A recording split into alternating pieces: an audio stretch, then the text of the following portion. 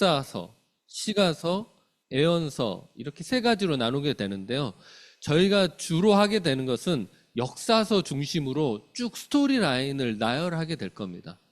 그래서 오늘은 아마 구약의 처음부터 끝까지 스토리 라인을 제가 한번 쭉 가게 될 텐데요. 아마 어렵지 않게 서서히 가보도록 하겠습니다. 그래서 여러분들에게 이제 나눠준 것들은 그 번호가 33번까지 먹여져 있는데요. 이 33번 통화에서 성경의 전체 줄거리를 한 번 더 여러분들이 리마인드 하도록 하기 위해서 그걸 글로 적어 드린 겁니다. 자, 역사서라는 것들은 성경의 처음 역사 줄거리입니다. 그래서 창세기가 딱 시작되고 우리가 창조가 시작되고 아담과 하와부터 시작돼서 그 다음에 뭐 출애굽기 나오고 또 사사기 나오고 왕들 나오는 시대 나오고 그렇게 그런 스토리 라인대로 쭉 되어 있는 성경이 바로 역사서입니다. 창세기 왼쪽에 녹색으로 표시된 것들은 그냥 스토리 라인입니다.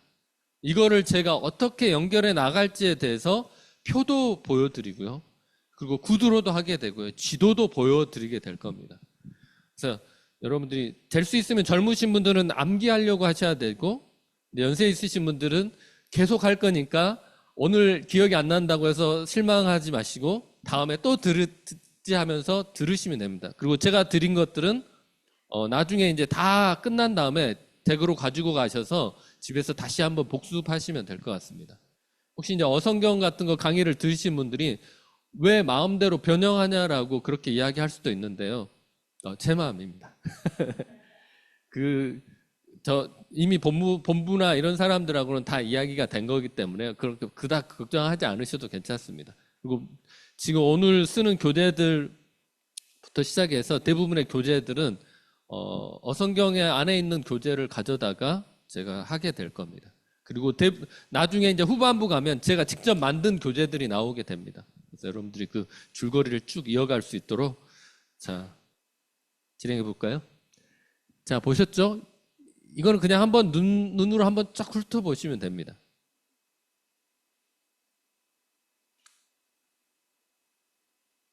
이런 식으로 이제 배열됐다고 나오는 거고요. 이거는 무시하셔도 됩니다. 자, 여러분 나눠드린 종이를 보면 이렇게 창세기부터 이렇게 쭉 나와 있습니다. 창세기 하면 여러분들 기억나는 게 뭐죠? 머릿속으로 창세기 하면 몇 가지 꼭 기억 남는 게 있는데요. 오늘은 간단하게 기억 남는 걸 말하고 창세기를 들어갈 때는 꼭 기억해야 될 키포인트들 몇 개를 딱딱딱 집어두도록 하겠습니다. 창세기는 가장 중요한 게 창조입니다. 그 다음에 뭐죠? 타락입니다. 그리고 하나님의 언약의 시작입니다.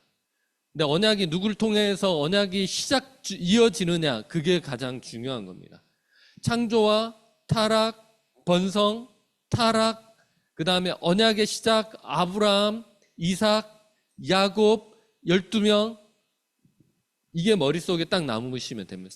창세기는 그 이상도 그거 키포인트로 해서 성경을 읽으면서 아브라함은 어떤 일을 했고 이삭은 어떤 일을 했고 그 중간 사이에 살을 붙이시면 되는 겁니다. 그거는 성경을 읽으면서 붙이셔야 되는 겁니다. 제일 좋은 거는 내년부터는 이제 성경 일독을 한번 전체 첫 스타트부터 우리가 스타트를 하게 될 겁니다. 성경 일독과 함께 이 강의가 같이 진행돼야만 이게 효과가 있습니다. 살을 붙여야 되기 때문에 그러면 1번을 한번 볼까요? 창조, 인류 일반 역사가 시작되다. 온 인류를 창조한 모든 인류의 시작은 창세기에서 시작됩니다. 이스라엘의 역사가 아니라 온 우주의 역사입니다.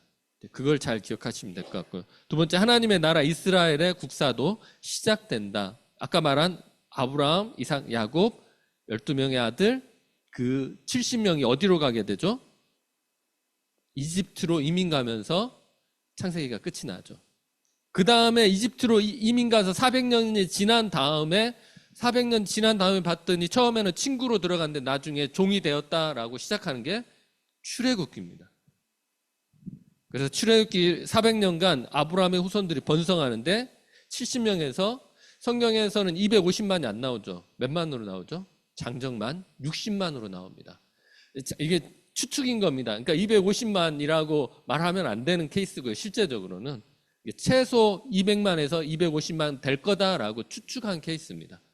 성경에서는 항상 장정, 무기를 든 자, 20세 이상, 남자 이런 식으로 카운트하기 때문에 성경에서는 그렇게 카운트하지만 이거를 본 사람들은 한 그러면 200만이 넘지 않았을까라고 한 겁니다. 그래서 하나님의 나라 국민이 출애굽기에서 시작이 되게 되죠. 그래서 그 부분이 진행이 되고요. 그 다음에는 노예 상태가 되죠. 자, 이거를 잠깐 자, 그림하고 같이 하도록 하겠습니다.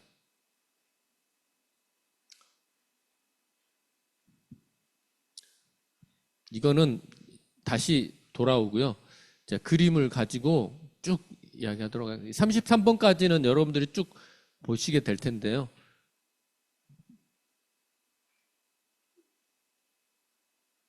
자,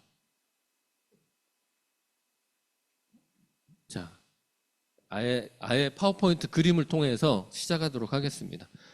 여러분들한테 나눠드린 그 자료가 있을 겁니다. 여러분, 이스라엘이 어느 지역에 있는지 정확하게 아시는 분 많지 않습니다. 그래서 여자분들은 특히 지도에 좀 약하신 분들이 많습니다. 안 그러신 분들은 저보다 더 지도를 잘 하시는데요. 저기 보면 아시아, 유럽, 아프리카 사이에 있는 게 어디죠? 이스라엘 지역입니다. 그래서 중동 지역이죠. 들어가면 이 지역입니다. 근데 좀 더 들어가면 아까 그 친 지역이 바로 이 지역입니다. 이 지역에서 성경의 역사가 시작이 됩니다. 성경의 창세기 때 시작된 역사인데 지금 현재는 어떤 나라들이 있냐?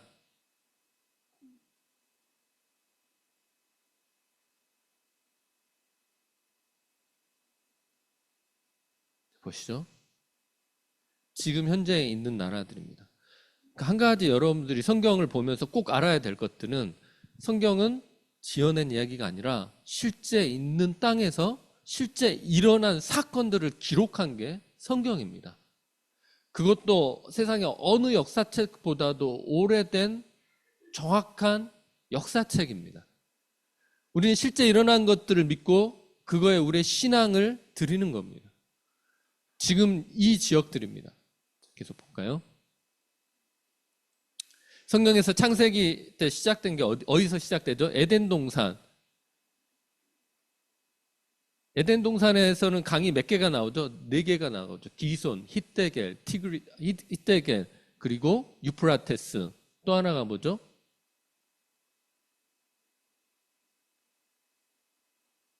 이런 강이 4개가 이 지금 성경에서 나와 있는 지금도 있는 강 이름은 유프라테스 강 하나밖에 없습니다. 나머지 3강은 아주 작은 부류든지 그래서 이쪽을 에덴 동산으로 추정하는 겁니다. 메소포타미아 지역으로.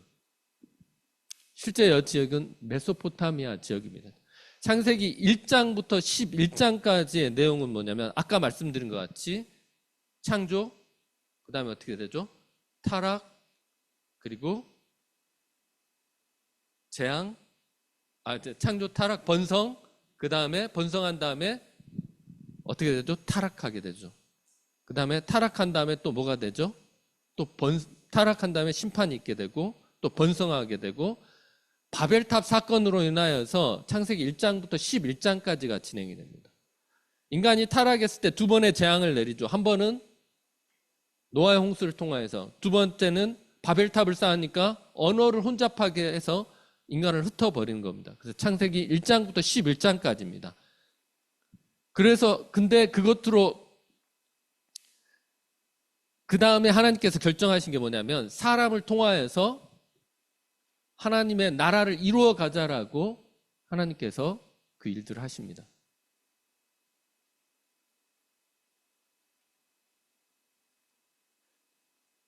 그래서 아브라함을 선택해서 하란에서 이 지시할 땅으로 가게 되죠.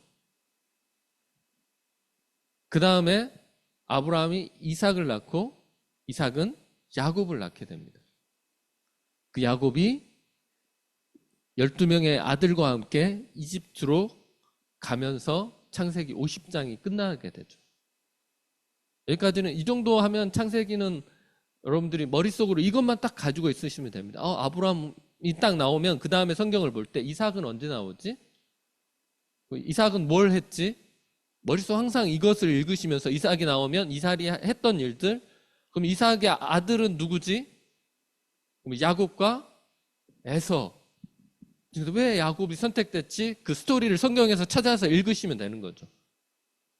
팥죽을 파는 야곱에게는 12명의 아들이 있었는데요. 그 중에 하나 키가 크고요. 나머지는 작대요. 오른손 올려요. 아무튼 뭐 그런 거 있습니다. 그래서 50장에서는 이집트로 이동하면서 끝나게 되죠.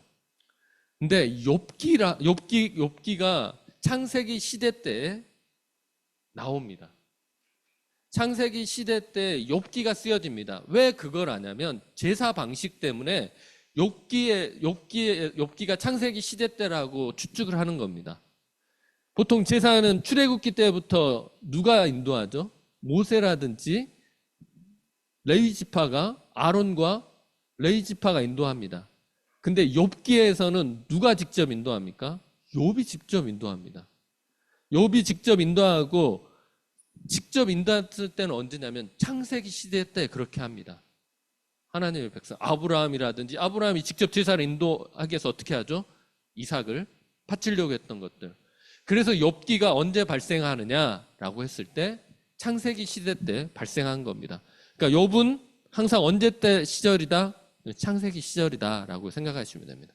그 다음에 이제 역사는 창세기 시대에서 출애굽기 시대로 가게 됩니다. 출애굽기에 처음 등장하는 게 뭐가 등장하죠? 모세가 강에 흘러가는 거. 바로의 공주에게 모세가 선택돼서 왕자로서 자라게 되는 모습이 나오게 됩니다. 근데 누가 키우게 됩니까? 모세의 어머니가 요게벳이 직접 키우게 되죠. 유모로 들어가게 돼서. 그래서 모세가 처음부터 자랄 때는 어떤 아이덴티티를 갖고 자라는 겁니까? 히브리인의 아이덴티티를 갖고 자라는 겁니다. 근데 성경에서는 그거에 대한 거는 특별히 나오지 않은데 어느 날 갑자기 자기 민족이 핍박당하는 것을 보고 엄청나게 화가 나서 감독을 죽이는 장면이 나오게 되죠. 그게 이제 빠져 있는 겁니다. 그리고 또 한 가지, 모세가 왕자였는데 도망하게 되죠. 어디로 도망하게 됩니까? 시내산으로 도망하게 됩니다. 왕자인데 왜 도망했을까? 감독관 하나 죽인 게 뭐라고? 근데 역사에 보면 람세스가 실제 존재합니다. 어떤 사람은 람세스 2세가 모세가 있었을 때 바로왕 파라오라고 이야기하는 사람들이 있고요. 람세스 3세가 파라오라고 하는 사람이 있습니다. 이게 실제 역사입니다. 근데 모세하고 그 람세스하고 권력 투쟁이 있었을 가능성을 이야기합니다. 그래서 모세가 도망간 겁니다. 그걸 빌미로 해서 애굽에서 잡힐까봐 모세가 도망하게 되죠. 여기서 모세는 뭘 하게 됩니까? 부르심을 받게 되죠. 호렙산에서. 그 다음에 다시 부르신 다음에 백성을 다시 데리러 가게 되죠. 데리고 간 다음에 거기서 10가지 재앙을 통해서 이스라엘 백성을 데리고 나오게 되고 그 다음에 다시 출애굽하게 되죠.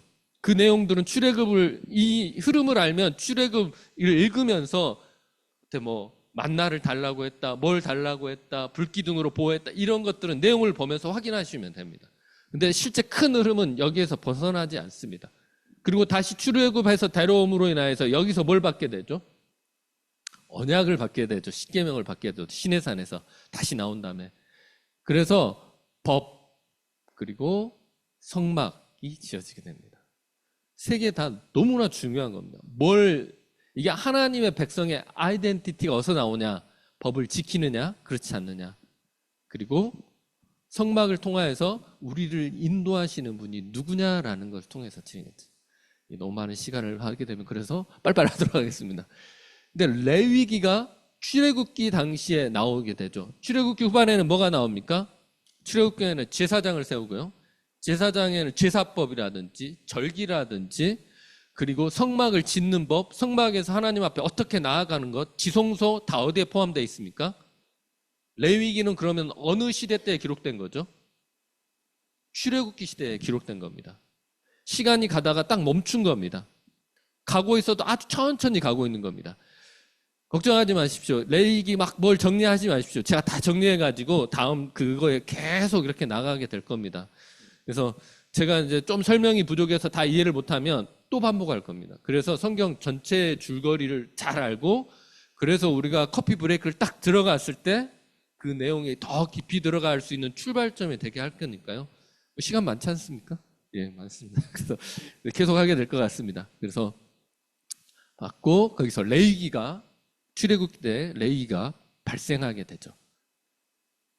자, 그런다가 이제 이스라엘 백성이 다시 이제 가나안 땅을 본격적으로 정복하기 시작할 때가 언제냐? 그 성경이 민수기입니다. 시내산에서 가데스 바네아로 진행하게 되고, 그 가데스 바네아에서 뭘 보내죠? 12명의 정탐꾼을 보내게 되죠. 근데 정탐꾼이 거기 가가지고 뭘 한 겁니까? 불평함으로 인하여서, 이스라엘 백성이 그 불평에 동조함으로 인하여서 하나님께서 40년 동안 그 땅을 들어가지 못하게 하겠다 그래서 이스라엘 백성이 방황하게 됩니다. 광야 생활을 38년 동안 하게 되죠. 근데 왜 40년이라고 했냐? 처음에 출애굽에서 시내산으로 오기까지 한 2년 거기서 머무는 것이 2년입니다. 그래서 전체 광야 생활이 40년인 겁니다.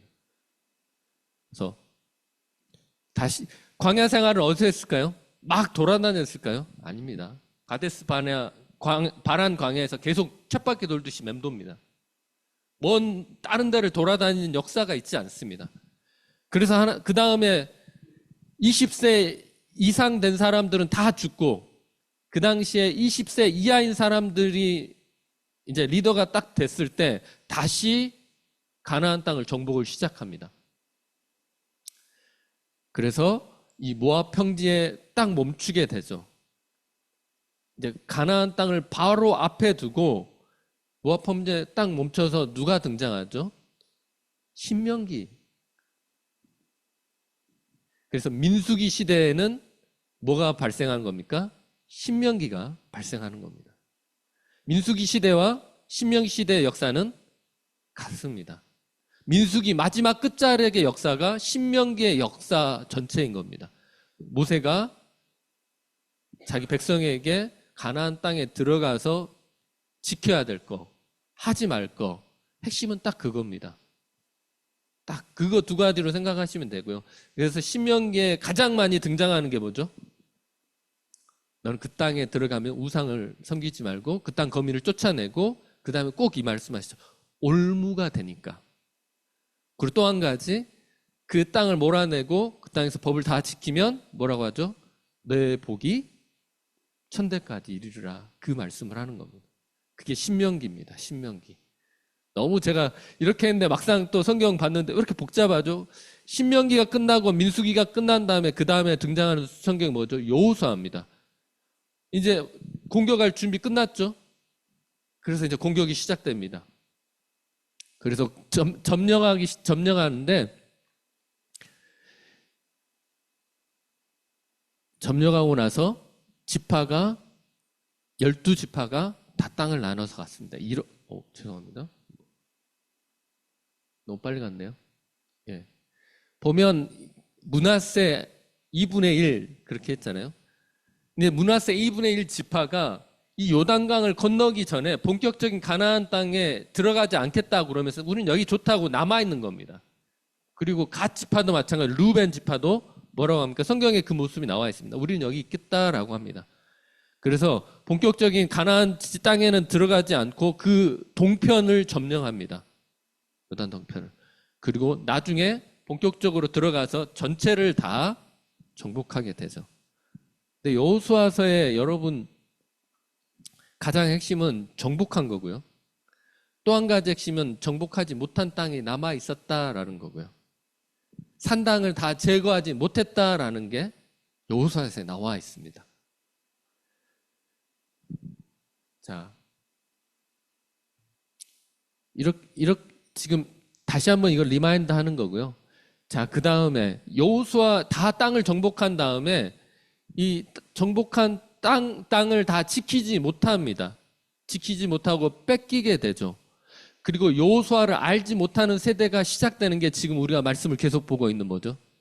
사사기가 시작됩니다. 사사기는 여호수아에서 복선을 깔아놓듯이 이스라엘 백성이 정복하지 못한 땅들, 그리고 이스라엘 백성이 다 제거하지 못한 산당으로 인하여서 일어난 일에 대해서 기록하고 있습니다. 특별히 하나님께서는 말씀을 미간에 붙이고 다음 세대에게 전수하라고 했는데 그게 안 된 겁니다. 그래서 사사기 첫 1장에는 그게 기록되어 있는 겁니다. 지키지 못했고 하나님을 알지 못하는 세대가 일어난 거, 그런 것으로 인해서 사사시대가 왔다라고 그렇게 말씀하는 거죠. 사사시대에 뭐가 등장하죠? 룻기가 발생합니다. 사사시대가 엄청 혼란스러운 시고 족장시대고 그런 시대 가운데 혼란스러운데 룻기는 왜 등장하는 겁니까? 이게 그래서 저희가 지금 사사기 하는데 마지막 성경 본문이 룻기입니다.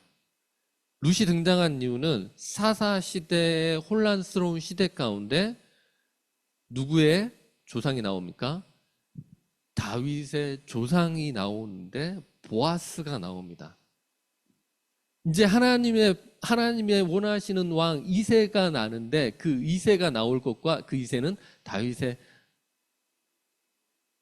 조상이라고 그렇게 나오는 게 룻입니다. 그래서 룻이 등장하는 겁니다. 혼란스러운 사사기 시대 가운데 이제 하나님의 마음에 합한 왕이 와서 우리를 통치할 거라는 소망을 주기 위해서 룻기가 등장하는 겁니다. 물론 더 복잡하게, 그래서 사사기 시대에 쓰여진 책은 뭐죠? 룻기입니다. 다 여기 여러분 나눠드린 책에 보면 다 나와 있습니다. 근데 제가 그거를 읽고 딱 설명하고 끝나는 것보다 이게 더 나을 것 같아서, 자, 그 다음에 사사 시대가 끝나고 나서 이스라엘 백성이 뭘 원하죠? 왕을 원합니다. 이제 왕의 등장을 알리는 게 사무엘입니다. 사무엘 상하. 근데 왕이 등장하기 전에 마지막 사사가 누구죠?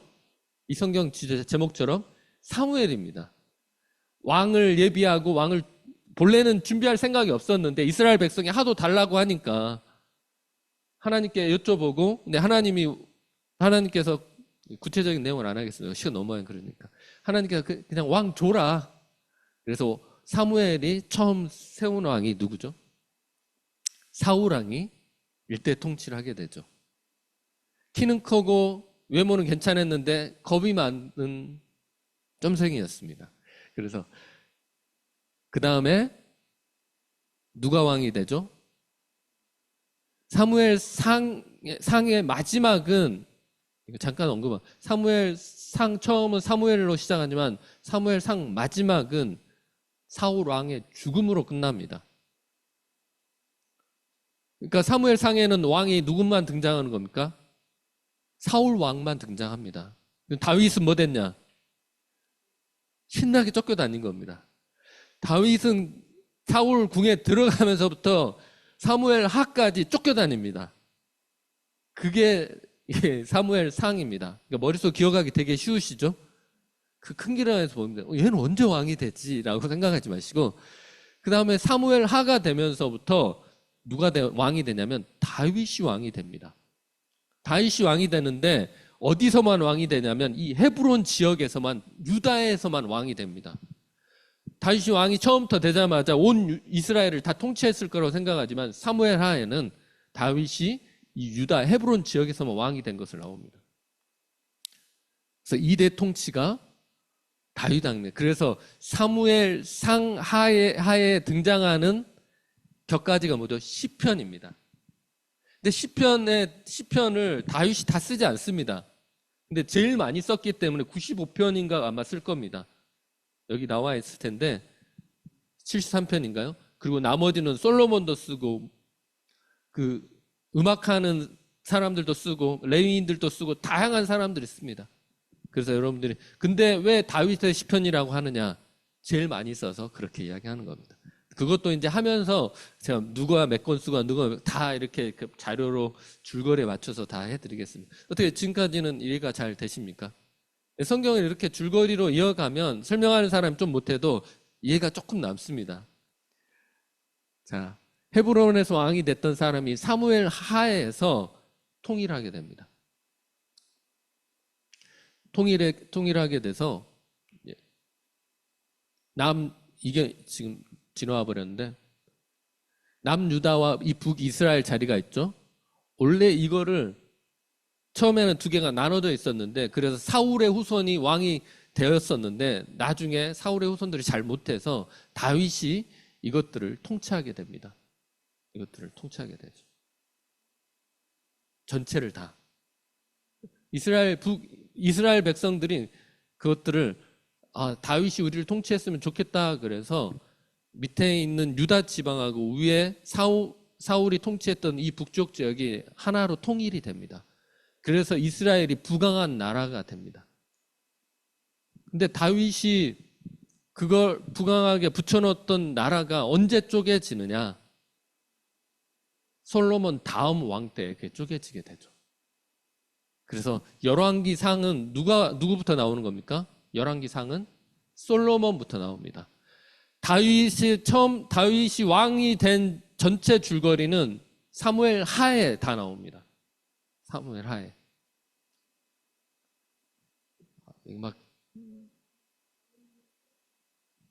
예? 다 드립니다. 제가 지금 이게 오늘 가져온 자료들은 이런 자료들은 제가 여기서 가져온 발췌한 자료들이고요. 혹시라도 말이 나올까봐 제가 인터넷에서 다 지도 이렇게 다 해가지고 해놓은 자료가 있습니다. 그래서 성경 전체 줄거리를 파악하는데 아마 무리가 없이 혹시 끝나고 나서 또 질문하셔도 괜찮고요. 그래서 그러니까 편안하게 이렇게 지도 보면서 들으시고 집에 가서 이거 필요하시면 확인하시면 될 것 같아요. 자, 사무엘하는 누구까지 나온다고요? 다윗까지만 나옵니다. 다윗이 끝까지 이루지 못한 꿈이 뭐죠? 성전을 짓지 못하죠. 그래서 솔로몬에게 그 성전을 짓도록 합니다. 근데 뭐까지 다 주죠? 지도부터 이전에 다윗과 거래했던 거래처 사람들까지 다 솔로몬이 가져갑니다. 성경을 봐보십시오. 제가 말해 이게 농담인지 실제로 그렇게 했는지. 그래서 솔로몬이 백향목을 가는데 레바논을 가고 다 주변 나라들이 다 해서 성전을 짓게 되죠. 그래서 처음 출발은 꽤 괜찮죠. 성전 솔로몬이. 그래서 또 열왕기상에 또 처음 등장한 게 뭐냐면 솔로몬이 왕이 되기 위해서 어마어마한 권력 암투를 갖습니다. 다 죽입니다. 다. 자기 권력에 방해되는 사람들은 다 죽입니다. 그러니까 여러분들이 열왕기상을 유심히 잘 안 보기 때문에 그런 일이 있었어 라고 생각하지만 우리가 영화 같은 데 보면 왕들이 자기 권력 지키기 위한 모습과 1.1획도 틀리지 않고 똑같습니다. 그만큼 리얼합니다. 자, 열왕기상에서는 솔로몬이 등장하죠.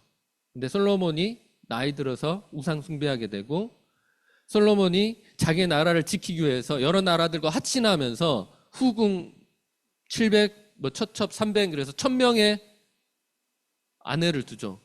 사람들은 솔로몬이 여자를 좋아해서 그런다라고 생각하는 사람인데 그게 아닌 거 아시죠? 자기 나라를 유지하기 위해서 그만큼 이스라엘이 강력했던 겁니다. 각 공주들을 보내서 화친해서 서로 침범하지 않도록 하기 위해서 그 사람들을 보내서 근데 뭐까지 들어온 겁니까? 우상까지 같이 들어오게 되죠. 그래서 솔로몬 때 저주를 받아야 되는데 그게 그 다음 때로 넘어가는 게 누구냐면 르호보암입니다. 르호보암. 그래서 남유다와 북이스라엘이 나눠지게 되죠. 남유다는 르호보암, 북이스라엘은 여로보암 그렇게 나눠지게 됩니다. 그래서 이때부터 나라가 두 개가 쪼개지게 되죠. 근데 제가 계속 지금 뭘 설명을 하고 싶어하는 욕망이 있어가지고 안 됩니다. 이렇게 하면 오늘 안 끝날 수 있습니다. 근데 여로보암은 처음부터 끝까지 악한 왕들만 나옵니다. 북이스라엘은. 근데 남유다는 선한 왕과 악한 왕들이 계속 번갈아가면서 개혁하고자 하는 의지가 같이 나오게 되죠. 근데 여로보암의 첫 출발 자체가 잘못됐습니다. 그래서 그거는 다음에 하도록 하겠습니다. 그래서 두 개가 나눠지게 되고 열왕기 상에 북이스라엘의 역사가 훨씬 더 많이 기록됩니다. 누가 나오죠? 열왕기 상에는 아합 왕이 나옵니다. 아합 왕과 함께 많은 부분을 차지하는 선지자가 누구죠? 엘리야가 등장을 하게 됩니다. 엘리야가. 그러니까 북이스라엘의 역사가 꽤 많이 하는데 아합 왕의 역사가 후반부는 거의 대부분 아합 왕의 역사로 진행되다가 마지막에 아합 왕이 죽으면서 끝이 나는 게 열왕기 상입니다. 열왕기 하 요즘 우리가 큐티하고 있는데 열왕기 하의 첫 출발점은 누구죠? 엘리사가 등장합니다. 왕 중심이 아니라 열왕기 하는 첫 출발이 엘리사가 등장해서 엘리사를 통하여서 하나님의 일들을 역사하시는 것들이 드러나죠. 그럼에도 북이스라엘 왕은 악합니다. 그래서 열왕기 상하에 제일 많은 선지서들이 나옵니다. 12권의 선지서들이 나오죠. 선지자들은 뭐의 보조장치죠? 왕의 보조장치 같은 겁니다. 그렇지 않은 경우들도 있는데 대부분 왕이 불완전하고 왕이 올바로 서지 않으니까 하나님이 뭘 붙입니까? 선지자를 붙여서 잔소리하는 시어머니를 만들어 놓으신 겁니다. 죄송합니다. 시어머니 되신 분들은. 아무튼 그러니까 왕하고는 항상 누가 연결되어 있습니까? 선지자가 연결되어 있어요. 그것도 표가 있어서 제가 다 표를 해서 줄거리에 그대로 제가 넣어드리도록 하겠습니다. 지금은 전체 줄거리 잘 따라오고 계시죠? 왕들이 나오고. 이때 이제 제가 하나를 지나가는데 열왕기 상에 등장하는 게 솔로몬이죠. 열왕기 상에 등장하는 게 솔로몬인데 솔로몬이 쓴 책이 뭐가 있죠? 전도서, 잠언, 아가서. 그래서 열왕기 상 시대에 쓰여진 시가서는 전도서, 잠언, 아가서입니다.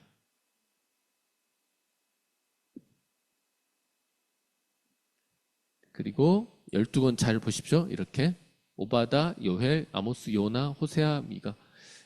그러니까 여러분들이 선지서를 읽을 때는 뭘 보면가 어떤 왕이 등장하냐. 그리고 이스라엘을 공격했던 나라는 어디냐? 요나서는 어느 나라죠? 니누에라는 곳이 등장하죠. 그건 어느 나라죠? 아수르입니다. 아수르. 그런 식으로 여러분들이 그것들 이어가면 되는 것 같습니다. 에레미야는 어느 왕 때죠? 시드기야 왕 때 주로 많은 부분이 등장합니다. 요아김과 시드기야 왕 때 등장하죠. 에레미야는 어느 나라에게 핍박당할 때 가장 많은 부분이 기록되죠? 바벨론이라는 나라가. 그런 식으로 연결하시면 됩니다. 물론 그 앞부분에는 아수르라든지 주변 왕국들에 대해서 하나님께서 왜 심판하는지에 대해서 기록하고 있습니다. 에레미야는. 근데 그거를 기점으로 해서 보시게 되면 에레미야가 쉬워지죠. 훨씬 쉬워집니다. 그런 역사적인 배경과 선지자들이 언제 등장했는지를 보시면. 자, 그런 부분들도 아마 이 성경을 하게 되면 계속 하게 될 겁니다. 그래서 여러분들이 결국 남유다와 북이스라엘이 나눠져 있는데 어느 나라가 먼저 망하죠? 북이스라엘이 먼저 망합니다. 어디에게서 망하죠? 아수르에게서. 어느 왕에게? 호세아 왕 때 북이스라엘이 망하게 됩니다. 북이스라엘이. 자, 그 다음에 남유다는 바벨론이 침공하는데 한 번에 망하지 않습니다. 3번의 침공 때에 망하게 됩니다. 처음 침공해가지고 무대에 이거는 그냥 보시고요. 처음 침공해서 끌고 간 사람이 누구죠? 다니엘입니다. 다니엘은 남유다가 망하기 전부터 예언을 한 사람입니다. 어디서? 바벨론에서. 아직 남유다가 망하기 전에, 근데 국력이 쇠해가지고 힘이 하나도 없는 상황에서 남유다가 아직 있는 상황에서 바벨론의 포로로 끌려가서 그 다니엘과 세 친구가 그런 일을 겪게 되고 예언을 하게 되는 장면이 다니엘서입니다. 그래서 그 다음에 두 번째 침공 때 끌고 간 사람이 누구냐면 에스겔입니다. 에스겔. 그러니까 바벨론이 한 번 공격하고 두 번 공격하고, 이제 그 디테일한 전쟁사 이야기는 또 있습니다. 그게 너무 재밌습니다. 이거보다 훨씬 더 디테일하게 들어가는데 실제 역사하고 동일하게 매치가 되는 부분인데, 지금 이거보다 디테일하게 들으면 훨씬 더 재밌습니다. 이렇게 말했는데 재미없으면 쫓아내지는 않으실 거죠? 자, 에스겔을, 근데 무대 A와 무대 B에서 에레미야와 에스겔은 뭘 예언하죠? 망할 거다. 에레미야와 에스겔은 망할 거다라는 겁니다. 그리고 다시 포로에서 귀환할 거다를 에레미야와 에스겔이 양쪽에서 예언합니다. 그러면 다니엘은 뭘 예언했죠? 다니엘은 스케일이 큽니다. 그래서 전 세계의 흐름에 대해서 다니엘은 예언을 합니다. 신상을 놓고, 그 신상이 머리는 바벨론이고, 그 바벨론, 페르시아, 그다음에 헬라, 로마, 수많은 나라들. 그러니까 다니엘은 사자굴에만 들어가고 막 그런 게 중요한 게 아니라요. 풀무불에 들어가고 그런 것만 중요한 게 아니라요. 다니엘은 하나님께서 온 우주를 움직인다는 것을 말해주는 게 다니엘서입니다. 그래서 되게 중요한 책입니다. 뭐 디테일한 것들은 더 나중에 하도록 하고요. 자, 이게 열왕기 상하 시대. 자, 결국은 남유다는 바벨론에게 망하게 되죠. 시드기야 왕 때 망하게 돼서 어디에 끌려갑니까? 바벨론에게 포로로 끌려가게 되죠. 얼마간 포로로 살죠? 70년을 포로로 삽니다. 70년을 포로로 살다가 먼저 나와버렸네. 죄송합니다. 70년을 살다가 이스라엘 백성이 다시 포로로 귀환합니다. 그게 어느 책에 나와 있죠? 에스라에 나와 있습니다. 에스라에 나와 있습니다. 1차 포로 귀환하는 책은 에스라입니다. 에스라. 1차 포로 귀환. 1차 포로 귀환은 1차와 2차 포로 귀환은 에스라서에 나와 있습니다. 1차 포로 귀환 누가 하게 되죠? 수르바벨과 에스와라는 사람이 리더가 돼서 하게 되죠. 이 사람들이 했던 건 뭐죠? 성전 재건입니다. 성전을 기초부터 다 재건하게 되는 것들을 하게 되죠. 이 사람들이 무대 B 바벨론에서 무대 A인 예루살렘으로 가서 성전을 재건합니다. 근데 순탄치가 않죠. 그래서 성전 재건이 몇십 년 동안 멈추게 됩니다. 멈추게 됐는데 그거를 다시 독려해서 성전 재건을 다시 시작하도록 하기 위해서 선지자를 보내는데 그게 누구죠? 학개와 스가랴입니다. 그러니까 학개는 딱 보면 이 사람 확실하게 성전 재건을 위해서 글을 썼다. 직접적인 물리적인 성전 재건을 위해서 학개는 이야기합니다. 근데 스가랴는 겉으로 보기에는 이게 성전을 재건하라고 하는 건지 아니면 딴 거를 하는 건지. 근데 스가랴도 성전 재건을 위해서 독려하기 위해서 글을 씁니다. 근데 스가랴는 더 지나서 먼 훗날에 메시아가 나오고 그 메시아가 다시 통치할 거라는 것의 예언에 대해서 다시 말합니다. 스가랴입니다.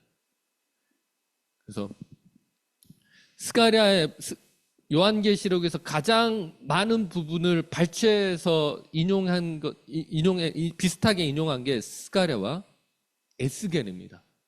홍보석, 금보석 막 이런 것들 막 나오는 장면들이 바로 스가랴와 에스겔입니다. 그러니까 이미 하나님의 계획은 예수 그리스도가 오실 것을 이 선지자들을 통하여서 계속 말씀하십니다. 이 두 사람뿐만 아니라 이 12명의 소선지서들을 통하여서 보면 계속해서 예수 그리스도가 오실 것에 대해서 계속 복선을 깔아놓듯이 보여주고 있습니다. 그래서 그것도 나중에 잘 따라오고 계시죠? 예.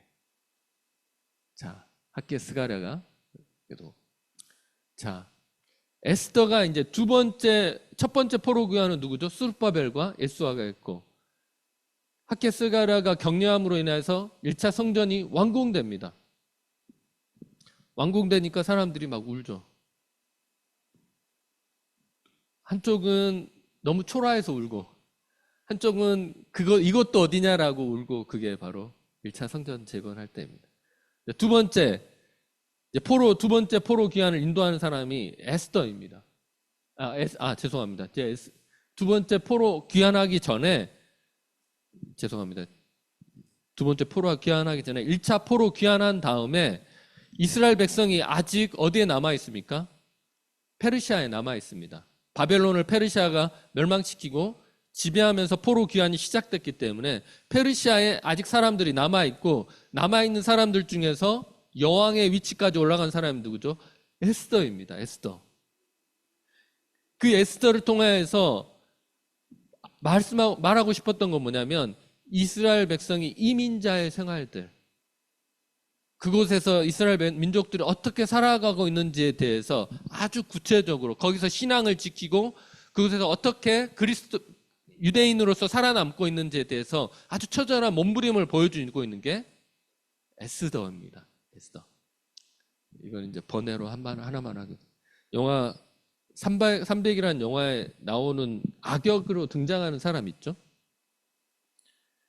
그 페르시아의 왕 크세르크세스 2세입니다.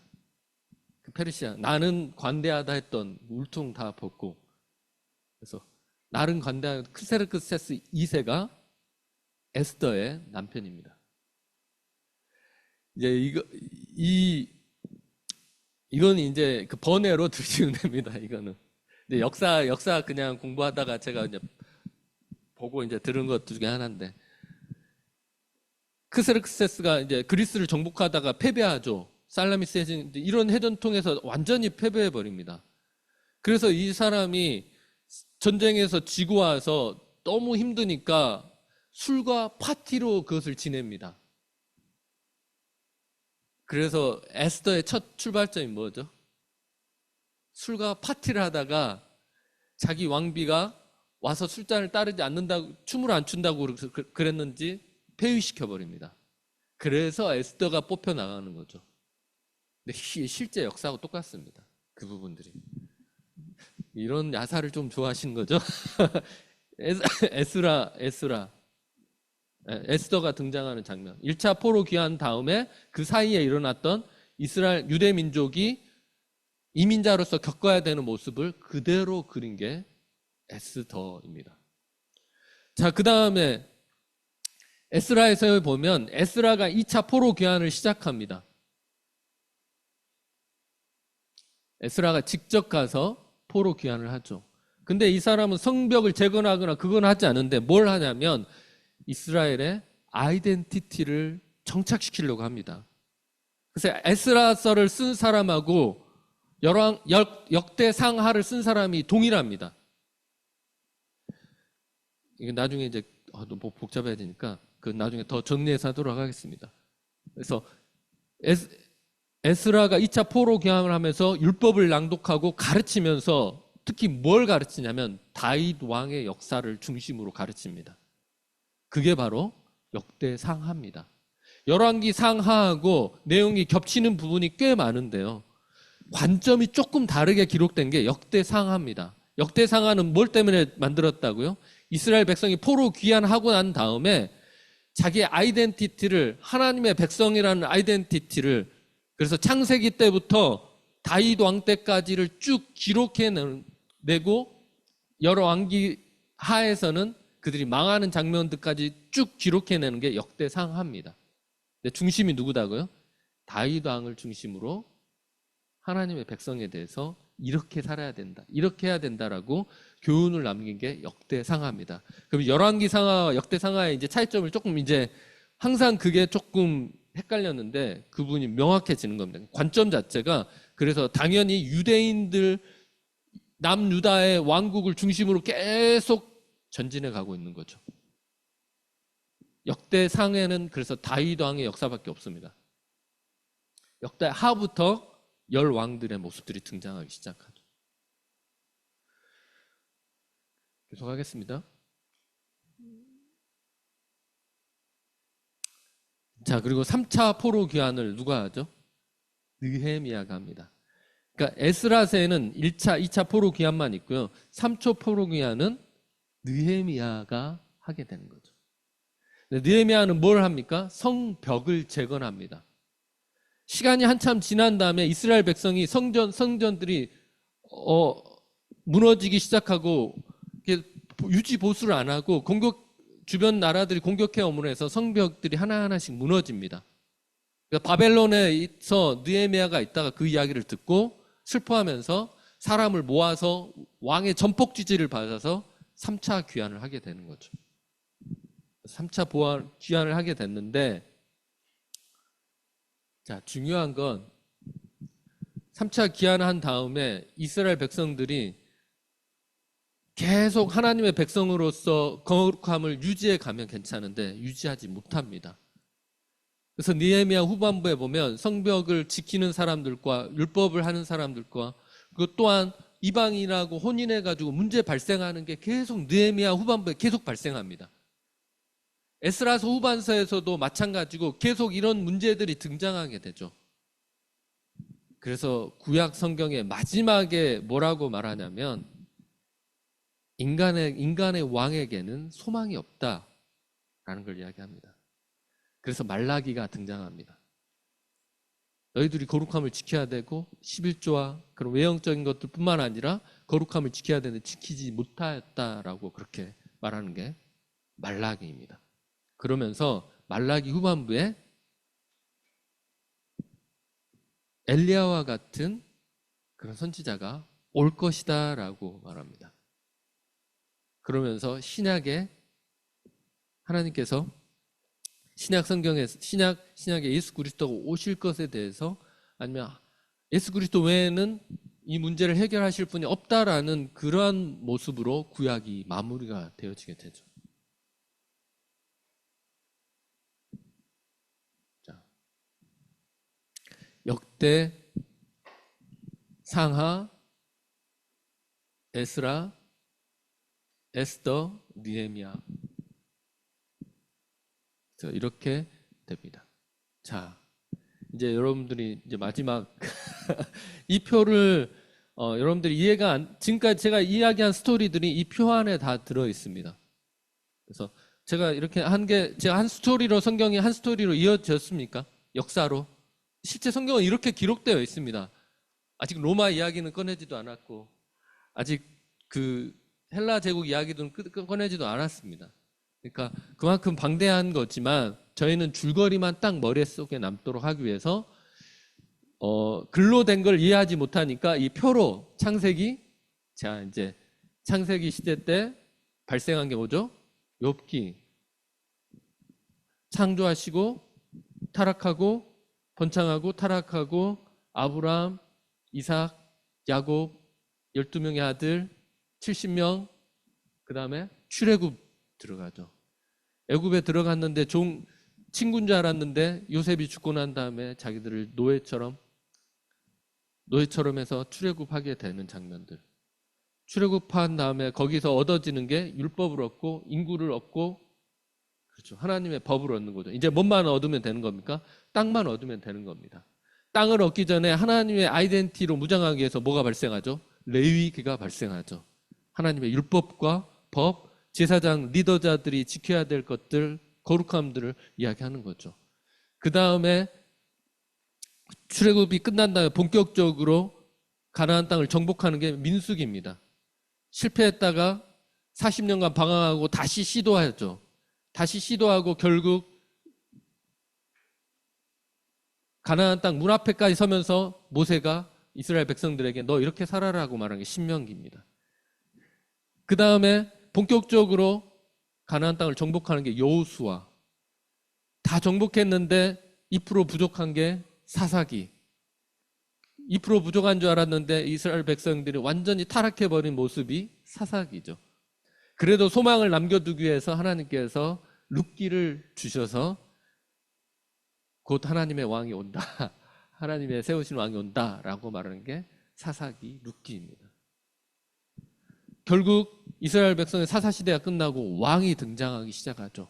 왕이 등장하기 전에 사무엘이 왕을 세웠는데 처음에 왕은 사울 왕, 그 다음 왕은 다윗 왕인데 사무엘상 끝까지 다윗은 왕이 되지 못하죠. 고난받다가 쓴 책이 시편, 왕이 되고 쓴 책이 사무엘 하에서는 왕이 되고 그의 마지막 업적인 성전은 하지 못하고 사무엘 하가 끝나게 되죠.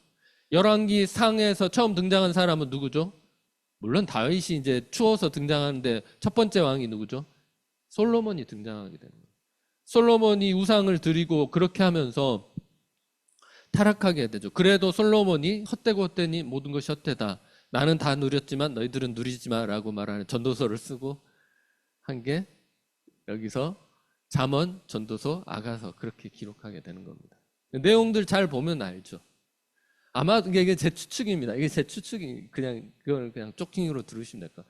잠언은 솔로몬이 가장 파릇파릇했을 때 하나님이 지혜를 주셨을 때 쓴 게 잠언이고 솔로몬이 다 한참 그 방탕한 걸 누리고 있을 때 쓴 게 아가서인 것 같고 다 누려봤더니 별거 없다라고 쓴 게 전도서 같습니다. 제가 봤을 때는 솔로몬의 뼈저린 경험이 나와 있지 않나.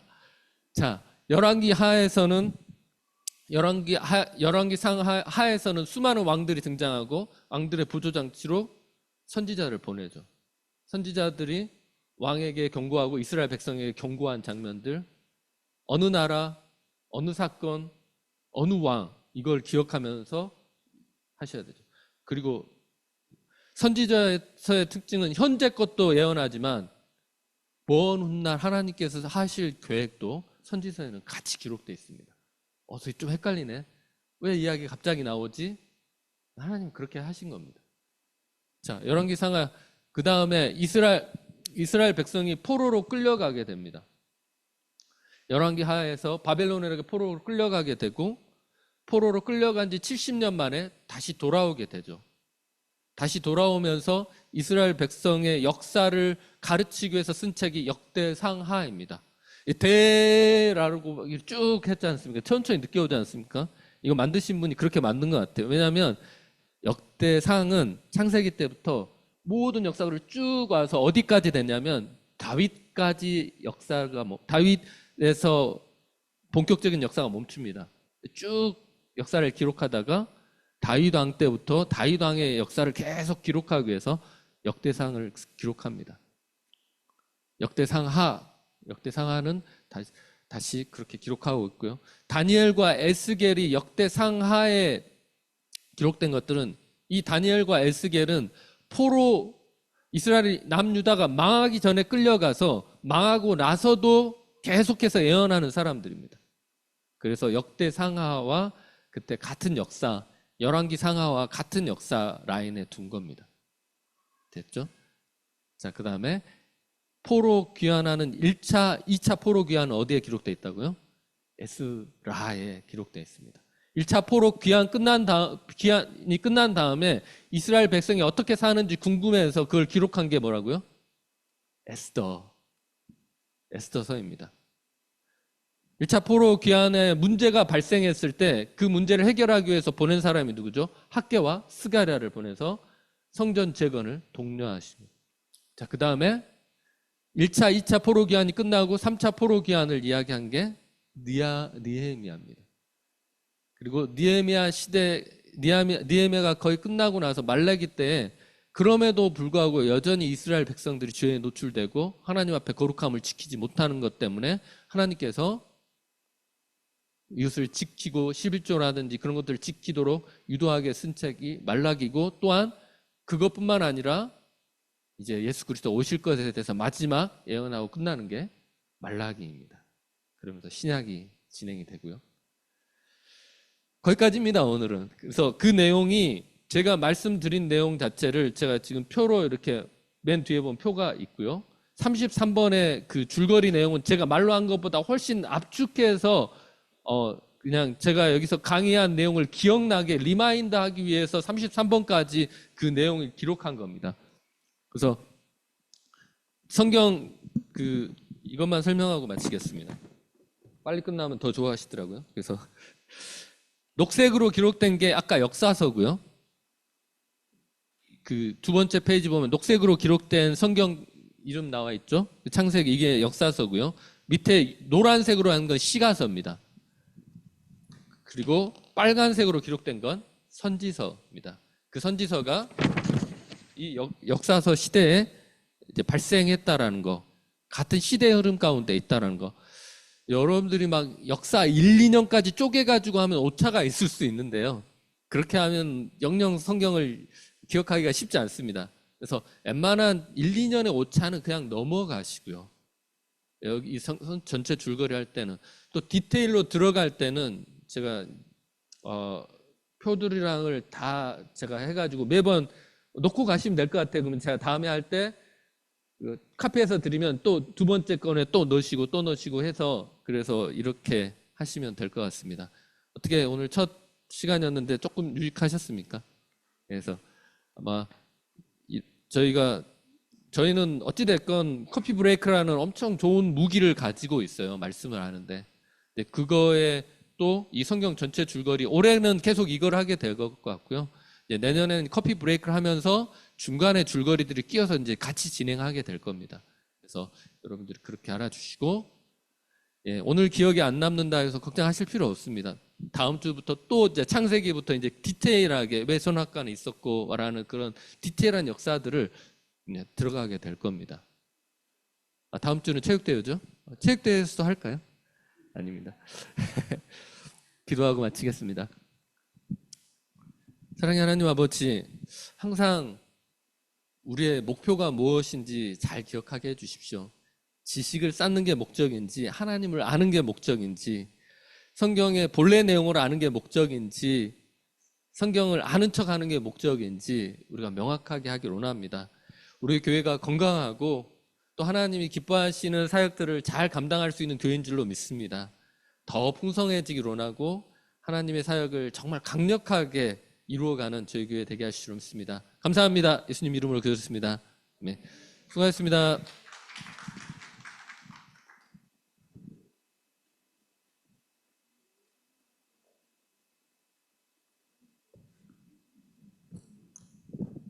그 폴더 안에 다시 넣어서 이렇게 놔두시면요, 저희가 걷어가지고 또 매번 업데이트하고 마지막에 끝나면 다 드리겠습니다. 그래서